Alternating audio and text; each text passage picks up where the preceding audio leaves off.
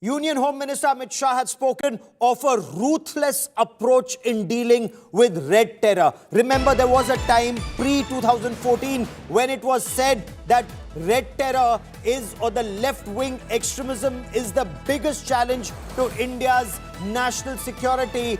Well, now we are being told the Union Home Minister Amit Shah, he's hailed this encounter. 30 Naxals have been killed in 2 encounters in Chhattisgarh. Union Home Minister Amit Shah has reiterated his pledge that India would be red terror free by 31 March 2026. He's hailed the encounters. 30 red terrorists have been neutralized so far in 2 encounters, and the encounters are still underway. Chhattisgarh encounters are a result of nimble-footed approach of the Chhattisgarh security forces. So you have the Cobra Commandos, you have the Central Reserve Police Force, you have the DRG, you have multiple forces, you have technical intelligence, you have surveillance, you have drones, and in areas where it's very difficult to reach in a 4-wheeler, you have security forces on 2-wheelers in buddy system, swiftly moving from one area to the other. So 30 Naxals have been neutralized. We are told the information that's just coming in, 26 red terrorists neutralized in the Bijapur encounter. So there have been 2 encounters, 26 in Bijapur encounter, 4 in the Kanker encounter, and that's not all. Large amount of arms, ammunition, that's also been recovered. Warlike stores have been recovered. Information that we are able to get right now is AK-47 series assault rifles, SLRs, self-loading rifles, INSAS 5.56 rifles. Of course, even the older .303, they've also been recovered. And this just shows the kind of arsenal the red terrorists have access to, from light machine guns in instances to AK series assault rifles to INSAS 5.56, often looted from security forces. Sadly, the nation has also lost one brave soldier in the counter-terror operation that is still underway. I'll get you much more on this story, not just on these 2 encounters, but the wider strategy, a strategy that was adopted in 2014, a strategy that was refined in 2019, a strategy that's yielded rich dividends in 2024. Whereas the situation in the past was 1/3 of the districts were impacted by red terror. There was virtually a red terror corridor in our country from the Nepal border almost all the way down to Karnataka, and from Maharashtra to Jharkhand and Odisha. So, the heart of central India and this corridor passing north to south and east to west was a cause for grave concern. But a systematic approach, and the Home Minister saying that by 31st March 2026, red terror will be history. Hidma, one of the top commanders, remains elusive. We'll talk about that in greater detail, but just listen in to what the Chhattisgarh Chief Minister is saying, what the Inspector General of Operations is saying, and security forces on ground. We'll get you their reactions. 20 मार्च को बस्सा संभाग के अंतर्गत अलग अलग क्षेत्रों में अभियान संचालित किए जा रहे थे। इस सिलसिला में जिला बीजापुर, सुकमा और दंतेवाड़ा का सीमावर्ती इलाका में पश्चिम बस्तर डिवीजन माओवादी कैडर के विरुद्ध में एक अभियान संचालित किए जा रहे थे। इसमें प्रातः 7 बजे से लगातार अनेक बार माओवादी और सुरक्षा बल के बीच में मुठभेड़ हुई। मुठभेड़ के पश्चात अब तक 18 माओवादियों का डेड बॉडी रिकवर किए गए थे और काफ़ी बड़ी मात्रा में AK-47 इंसास इस प्रकार का ऑटोमेटिक सेमी ऑटोमेटिक वेपन भी बरामद किए गए थे। दुर्भाग्यवश इस मुठभेड़ में हमारा एक DRG जवान बहादुरी से महोदय से लड़ते दौरान उन्हें गोली लग गए थे, उनका उसी घटनास्थल में शहादत हो गए थे। इसके बावजूद सुरक्षा बल द्वारा अभी लगातार ये रेखा में ऑपरेशन जारी रखा है। अभी फायरिंग और सर्चिंग अभियान जारी है। बीजापुर सुकमा DRG STF और कोबरा की संयुक्त टीमें आज बीजापुर और दंतेवाड़ा के सीमावर्ती क्षेत्रों में ऑपरेशन के लिए निकली थी। आज सुबह 7 बजे से लगातार मुठभेड़ जारी है, जिस पर अभी 18 माओवादियों के शव अभी तक बरामद हुए हैं और मुठभेड़ अभी भी जारी है। इसके साथ में ऑटोमेटिक, सेमी ऑटोमेटिक और कई प्रकार के अन्य हथियार भी इसमें बरामद हुए हैं। आज 2 नक्सली मुठभेड़ में एक जगह 18 नक्सलियों का डेड बॉडी मिला है और एक जगह 4, और इस तरह से कुल आज 22 नक्सलियों का डेड बॉडी मिला है। तो हम अपने सुरक्षा बल के जवानों के साहस को नमन करते हैं। I quickly want to cut across to India Today's Jitendra Bahadur Singh, who joins us live for more on these operations. Jitendra, आप लगातार गृह मंत्रालय में अपने सूत्रों के संपर्क में हैं. पहले इन दोनों ऑपरेशंस के बारे में बताइए, किस तरह से इन ऑपरेशंस को, इस अभियान को चलाया गया, जिसमें अब खबर आ रही है कि 30 लेफ्ट विंग एक्सट्रीमिस्ट मारे गए हैं. क्या ऑपरेशन अभी भी चल रहा है? देखिए गौरव, अभी भी ऑपरेशन कुछ जगहों पर चल रहा है, लेकिन जो जानकारी मिल रही है कि 2 जगहों पर पिन पॉइंटेड ऑपरेशन सुरक्षा एजेंसियों की तरफ से चलाया गया था, जिसमें बीजापुर में जो ऑपरेशन किया गया है वो काफी महत्वपूर्ण है, क्योंकि यहां पर 26 नक्सलियों के शव बरामद किए जा चुके हैं और यहां से कई जगहों पर ऐसा वॉर लाइक जो हथियार हैं, गोला बारूद हैं, ये तमाम चीजें मिली हैं. इसके साथ ही जानकारी ये भी मिली है कि AK-47 जैसे हथियार भी कई स्थानों पर इनको मिले हैं, नक्सलियों के पास से बरामद हुए हैं. ये एक बड़ा ऑपरेशन था बीजापुर में जो ऑपरेशन किया गया. इसके साथ ही जो दूसरा ऑपरेशन है वो कांकेर में किया गया, जिसमें BSF के जवान के साथ साथ DRG के जवान इस ऑपरेशन में मौजूद थे, जिसमें 4 नक्सलियों को ढेर किया गया. कुल 30 नक्सलियों के शव अभी तक सुरक्षा बलों ने बरामद कर लिया है, लेकिन ये भी कहा जा रहा है कि और भी संख्या ये बढ़ सकती है, क्योंकि 9 मार्च को भी इसी तरीके का ऑपरेशन हुआ था और उस दौरान भी सुरक्षा बलों ने 31 नक्सलियों को ढेर किया था. तो इस साल अब तक 80 से ज्यादा नक्सलियों को सुरक्षा बलों की तरफ से ढेर किया जा चुका. और ये बड़े ऑपरेशंस इस वजह से सफल हो रहे हैं क्योंकि इलेक्ट्रॉनिक सर्विलांस लगातार सुरक्षा एजेंसियों की तरफ से इन इलाकों में बढ़ाया जा रहा है. साथ ही ड्रोन के जरिए जो यहाँ पर 5 किलोमीटर के दायरे में, मैं उस इलाके में खुद गया हूं जहां पर नक्सलियों का गढ़ एक समय माना जाता था, लेकिन अब सिक्योरिटी एजेंसीज ने अपना फॉरवर्ड ऑपरेटिंग बेस वहां पर गौरव बना लिया है और वहां से 5 किलोमीटर के दायरे में चारों तरफ निगरानी की जाती है और उसके बाद धीरे धीरे करके इन तमाम इलाकों में आगे की तरफ बढ़ा जा रहा है. और जैसे ही इन नक्सलियों के जो जहां पर ये रुकते हैं, इनकी मान जहां पर है, वहां पर जाकर के सिक्योरिटी फोर्सेस पहुंचती हैं और उसके बाद पिन पॉइंटेड ऑपरेशन किए जा रहे हैं. तो इस तरीके से बड़ी सफलता मिल रही है. केंद्रीय गृह मंत्री अमित शाह ने यह भी कहा है कि 31 मार्च 2026 तक इसको पूरी तरीके से समाप्त कर दिया जाएगा. पिछले अगर एक साल की बात करें, पिछले साल जो है वो करीब 285 से ज्यादा नक्सलियों को ढेर किया गया और इतने करीब 1000 के आसपास नक्सलियों को सरेंडर किया गया, उतने ही नक्सली जो है गिरफ्तार किए गए. तो एक बड़े ऑपरेशन लगातार इन इलाकों में किए जा रहे हैं और It's a multi-pronged strategy. Jitendra, stay with me and we'll talk about this in greater detail because the nation must know. Remember, there was a time during the previous regime, and I'm talking about pre-2014, when Red Terror was described as the greatest internal security threat to India. To a time in 2025 where the Union Home Minister is claiming, and he's insisting, he's sticking to his guns, by 31st March 2026, Red Terror will be over. It won't be there in a single district of the country. That's what he's claiming. So what are the changes that were brought in the strategy? Remember, it has to be whole of the nation approach, and red terrorists in the past, and we've all covered left-wing extremism, where terrorists or these the left-wing extremists would escape. The moment Maharashtra would mount an operation, they would go into Madhya Pradesh, they would go into Chhattisgarh. If Chhattisgarh mounted pressure, they would go into Jharkhand, they would go into Bihar, they would go into Andhra or Bengal, and they had multiple hideouts. State-wise operations were not succeeding. Then the state and the center, they came together. And often, if there was the same government in both, and that's something that Union Home Minister Amit Shah has also spoken of, the success, especially in Chhattisgarh, which was seen as the Red Terror center, the success came when the center and the state, the Central Reserve Police Force, the Cobra Commandos, the DRG, local boys, sons of the soil, when they all came together, used technical intelligence, surveillance, human intelligence, everything came together, and development. Roads, electricity, schools, hospitals, lines, all of that coming together, lines of communication. That is where the Red Terror was just taken into a smaller area. It shrunk their area of operation. Multi-state operations were mounted. What we are now being told, big story, 77 Naxals killed so far this year. Hunt is on for the top Naxal commander, Hidma. Now he is the person of interest, and there's technical mapping and surveillance on in over 125 villages that's being done. Massive search operations are underway across multiple states, whether it's Chhattisgarh or Odisha or Andhra Pradesh or even Maharashtra. So from the western, corner in Maharashtra to Odisha, the eastern corner.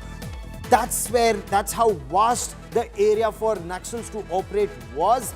The hunt is still on for Hidma. I want to bring in Sumi Keval Patel joining us on the show. Also with us is Jitendra Bahadur Singh. और जितेंद्र, हिडमा अभी भी सुरक्षा बलों की गिरफ्त से बाहर है और ये तो एक राज्य से दूसरे राज्य, तीसरे राज्य और कई बार तो शहरों में आकर वेशभूषा बदल कर भी रहने वाले हैं।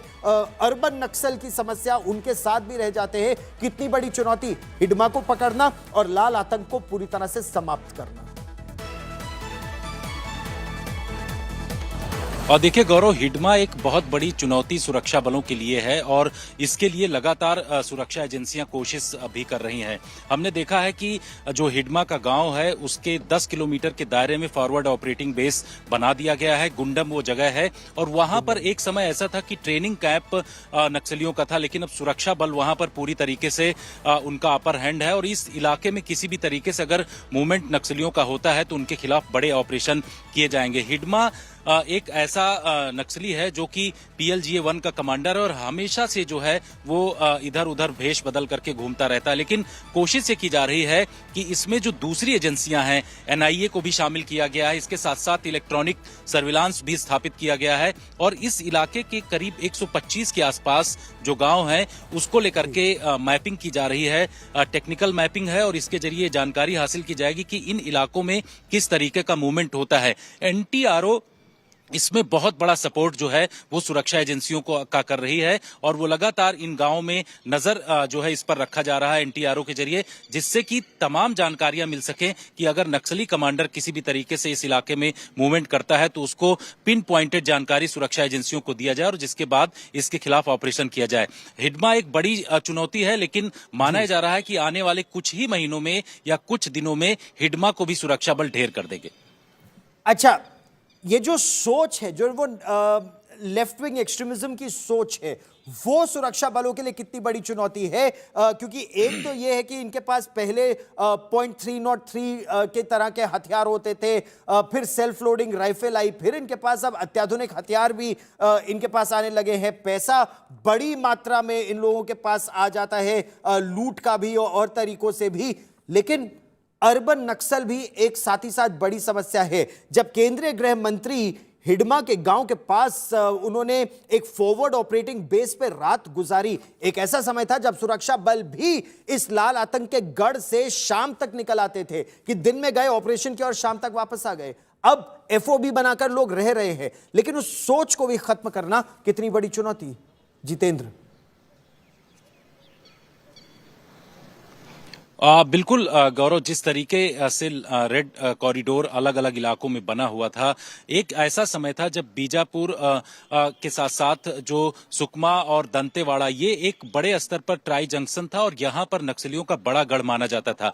लेकिन धीरे धीरे करके इन इलाकों में फॉरवर्ड ऑपरेटिंग बेस बने हैं और हमारे पास जो जानकारी है पिछले कुछ महीनों में ही दर्जन भर से ज्यादा जो है इस इलाके में फॉरवर्ड ऑपरेटिंग बेस सुरक्षा बलों की तरफ से बनाए गए हैं कि पूरी तरीके से इस इलाके में जो लोकल्स रह रहे हैं, जिनको कि जो नक्सली कमांडर हैं वो लगातार रिक्रूट करने की कोशिश उनकी तरफ से की जाती थी, उस पर लगाम लगा है इस फॉरवर्ड ऑपरेटिंग बेस के पहुंचने से। यहां पर क्या हो रहा है कि जो राज्य सरकार है उसकी जो योजनाएं हैं, इसके अलावा केंद्र सरकार की जो योजनाएं हैं वो यहां तक पहुंच रही लोगों के बीच में, तो नक्सली जो उनको दिग्भ्रमित करने की कोशिश करते थे उनको पूरी तरीके से लगाम लगाने में सुरक्षा बल जो है वो यहां पर सफल हुए हैं।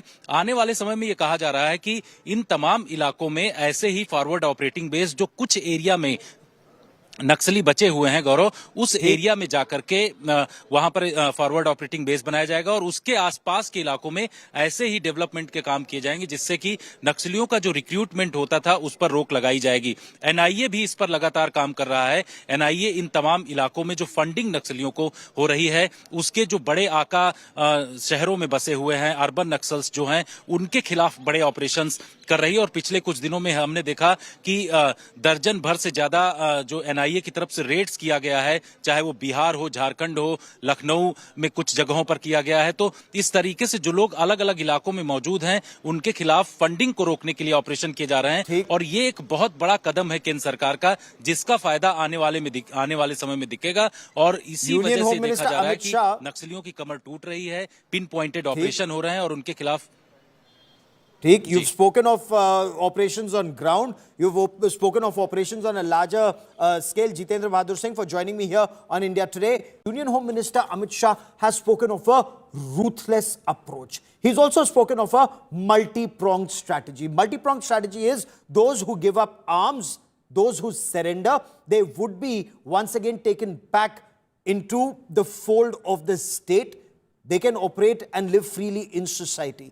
But those who continue to fight the state, there will be a ruthless approach. He's also spoken of how when the center and the state, when security forces operate in tandem, when from NTROs, technical intelligence to surveillance to drones to ground operations, when all of them work in tandem and in sync, the success rate is higher. Union Home Minister Amit Shah spoke exclusively to India Today's Raj Chingappa. Amit Shah ji, जब आपने 2019 home minister बने थे, उस वक्त नक्सल issue कितना serious था? देखिए, नक्सल issue में 2014 से 19 में भी काफ़ी परिवर्तन आया था। मोदी जी जब से प्रधानमंत्री बने तब से इसके विरुद्ध एक अभियान बहुत अच्छे तरीके से चला था। 19 के बाद हमने 4 सूत्रीय रणनीति को अपनाया। एक, नक्सल को टैकल करने में हमने 2 रास्ते लिए।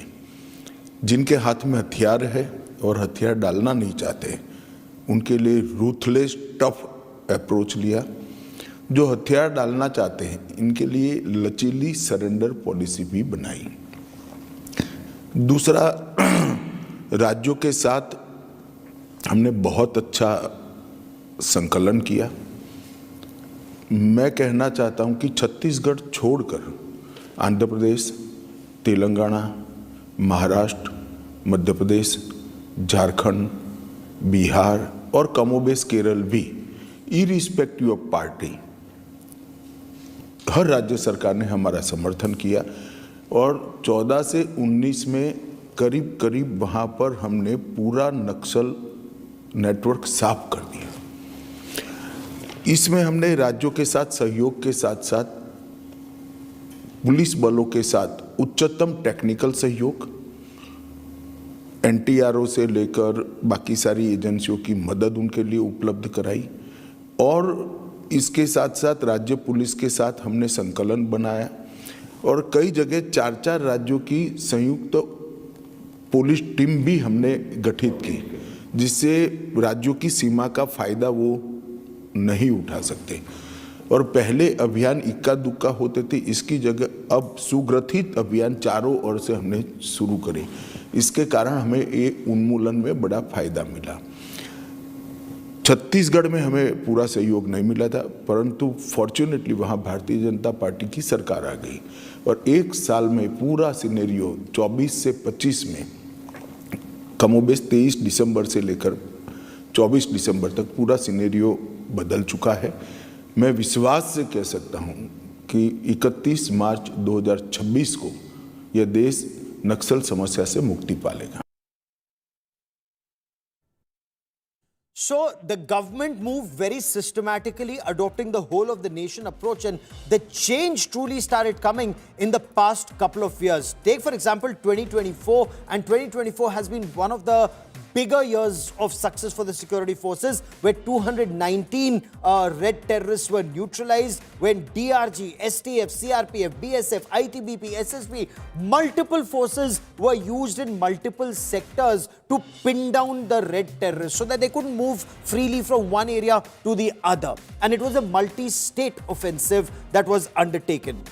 As my colleague Jitendra Bahadur Singh was telling us, 837 surrenders, 1,000 arrests, 287, including level 1, category 1 commanders of left-wing extremism, were neutralized in 2024. Let's talk about 2025. So today, so far, you've had 30 red terrorists neutralized in 2 encounters. Sadly, one DRG Jawan also made the supreme sacrifice of his life. But before that, on the 9th of February 2025, there was an operation in Chhattisgarh in which 31 left-wing extremists were neutralized. Unfortunately, we lost 2 security forces personnel in that operation too.